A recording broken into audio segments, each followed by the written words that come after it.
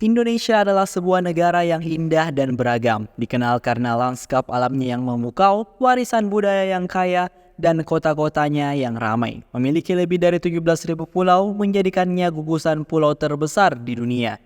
Indonesia juga dikenal sebagai negara dengan jumlah gunung berapi aktif terbanyak di dunia.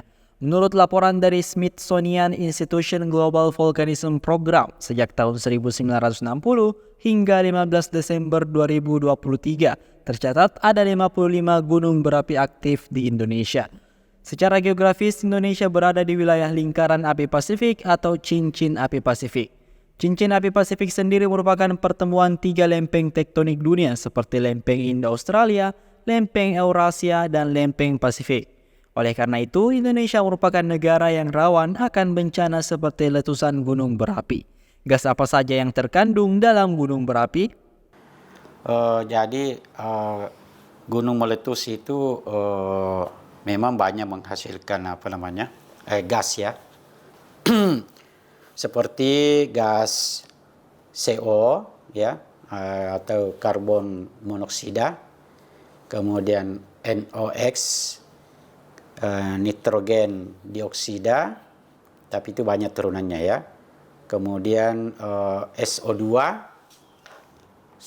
ya, atau sulfur dioksida, kemudian HCl ya, kemudian H2S. Tapi masih banyak lagi yang lain-lain, cuma yang banyak komposisinya itu ya seperti SO2 itu tinggi ya di gunung api. Gunung meletus itu kan, jadi itu panas, itu gas dari dalam perut bumi ya keluar, sehingga dia ada lubang di situ di puncak gunung, misalnya seperti itu, dia akan keluar di situ karena kandungan-kandungan di dalam perut bumi itu cukup banyak bahan-bahan ya, bahan-bahan berbahaya. Setelah keluar nanti ada prosesnya mengeluarkan terutama ada oksigen ya, tapi prosesnya seperti ini. Kalau gunung meletus itu bisa menghasilkan ya, hidrogen sulfida, lalu bereaksi dengan oksigen. Kalau sudah di luar itu akan membentuk sulfur dioksida tadi, yang SO2 itu yang sangat dikhawatirkan orang ya. Nah, nanti dari situ lagi kan terbentuk sulfur trioksida. Nah, ini yang banyak ini, misalnya tadi SO3 ya. Nah, itu. Kemudian kalau ada hujan ya, termasuk akan membentuk asam sulfat ya.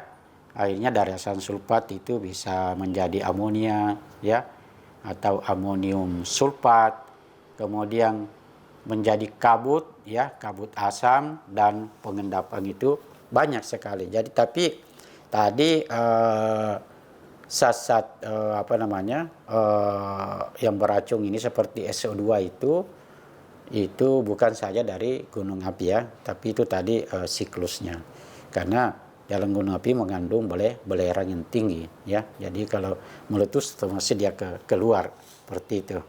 Guru Besar Kesehatan Lingkungan juga menyebutkan bahwa kandungan belerang dapat bereaksi dengan oksigen.